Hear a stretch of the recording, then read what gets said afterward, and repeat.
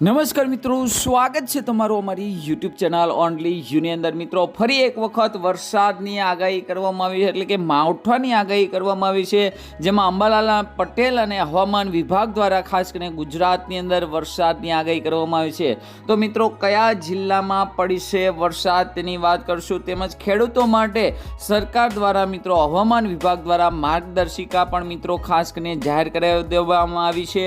પશુપાલનને લઈને મિત્રો ખાસ કરીને ખેતીવાડી અધિકારીઓને લઈને પણ માર્ગદર્શિકા જાહેર કરી દેવામાં આવ્યો। તો શા કારણે વરસાદ પડી રહ્યો છે, કેટલા દિવસ સુધી આવું વાતાવરણ રહેશે, કયા કયા વિસ્તારમાં કયા જિલ્લામાં વરસાદ પડશે, કેટલો વરસાદ પડી શકે છે, તમામ માહિતી મિત્રો આજના વિડીયોમાં આપણે વાત કરવાના છીએ। તો મિત્રો આ વિડીયોને અંત સુધી જોજો, તેમજ અમારી યુટ્યુબ ચેનલ ઓનલી યુ પર આપ નવા હો તો ચેનલને સબસ્ક્રાઇબ કરી દેજો, તેમજ મિત્રો આ વિડીયોને લાઈક કરી દેજો। મિત્રો વાત કરીએ તો ગુજરાત માટે ચિંતાજનક સમાચાર ફરી એક વખત આવ્યા છે।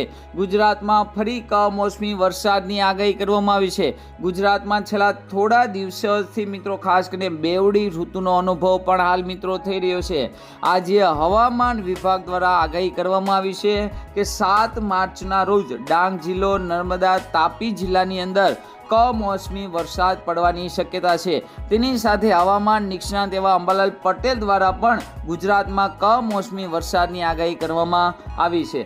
જ્યારે ગુજરાતમાં અત્યારે બેવડી ઋતુનો અનુભવ કરી રહ્યા છે। ગુજરાતમાં સવારે ખૂબ જ ઠંડી પડી રહી છે, બપોરે ગરમીનો અનુભવ પણ કરી રહ્યા છે, અને મિત્રો આજે ખાસ કરીને ઠંડો પવન પણ મિત્રો ફૂંકાઈ રહ્યો છે। ગુજરાતમાં ઉનાળાની શરૂઆત થઈ ગઈ છે, પરંતુ તેની અસર સંપૂર્ણપણે ગુજરાતની અંદર જોવા નથી મળી રહી। એવામાં હવે કમોસમી વરસાદની આગાહી કરવામાં આવી છે। તેની સાથે અંબાલાલ પટેલ દ્વારા પણ આગાહી કરવામાં આવી છે કે માર્ચ મહિનાની અંદર, એટલે કે આ આખો મહિનો અવારનવાર વાતાવરણની અંદર પલટો આવતો રહેશે। તેનું મુખ્ય કારણ પણ બતાવવામાં આવ્યું છે કે બંગાળની ખાડીની અંદર અને અરબી સમુદ્રમાં હવાનું હળવું દબાણ સર્જાવાની શક્યતા છે। તેની અસર ગુજરાતના વાતાવરણની અંદર પણ જોવા મળશે। 5 તારીખથી લઈને 12 માર્ચ વચ્ચે વાદળછાયું વાતાવરણ બન્યું રહેશે। આ કારણોસર કમોસમી વરસાદની શક્યતા પણ બની રહી છે।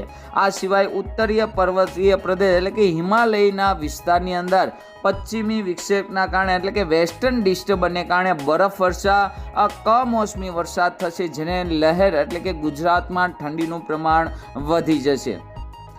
છેલ્લે જો ખેડૂતો માટે વાત કરીએ તો ખેડૂતોને વરસાદ દરમિયાન આંબાવાડીમાં દવાનો છંટકાવ ન કરવાની સલાહ છે। ખાસ કરીને કમોસમી વરસાદને લઈને કૃષિ હવામાન વિભાગ દ્વારા ખેડૂતો માટે એક જનરલ એડવાઇઝરી જાહેર કરવામાં આવી છે, જેમાં જણાવ્યું છે કે આગામી 8 અને 9 માર્ચના રોજ હળવા વરસાદ પડવાની સંભાવના હોવાથી ખેડૂતોએ સમયસર ફળો વીણી લેવા જોઈએ અને જરૂરી પ્રત અનુસાર પિયત એટલે કે પાણી પાવાની વ્યવસ્થા કરવી જોઈએ। આ ઉપરાંત આંબાવાડીમાં વરસાદ દરમિયાન દવાનો છંટકાવ ટાળવાની સલાહ આપવામાં આવી છે। આ જિલ્લાની અંદર છૂટો છવાયો વિસ્તારમાં 3 થી 5 મીમી સીધો વરસાદ પડી શકે છે। મિત્રો આગામી 5 દિવસ દરમિયાન આકાશમાં આંશિક અંશે વાદળછાયું વાતાવરણ રહેવાની અને દિવસ અને રાતનું મહત્તમ તાપમાનની જો વાત કરીએ તો 35 થી 36 ડિગ્રી સુધી તાપમાન રહેશે, જ્યારે નીચું તાપમાન 20 થી 22 સેલ્સિયસ રહેવાની સંભાવના છે। હવામાં ભેજનું પ્રમાણ 15 થી 43% રહેશે। પવનની ગતિ 10 થી 13 કિમી પ્રતિ કલાકની રહેવાની શક્યતા છે, અને ઉત્તરીય પવનો ફૂંકાઈ શકે છે, જે ખૂબ જ ઠંડા હોય છે। તો મિત્રો આવી રીતે ફરી એક વખત મિત્રો માવઠું પડી શકે છે, જેની અંદર દક્ષિણ ગુજરાત, મધ્ય ગુજરાત અને સૌરાષ્ટ્રના જિલ્લાની અંદર મિત્રો તેની અસર ખાસ કરીને જોવા મળે, અને ક્યાંક ક્યાંક વરસાદ પણ પડી શકે છે।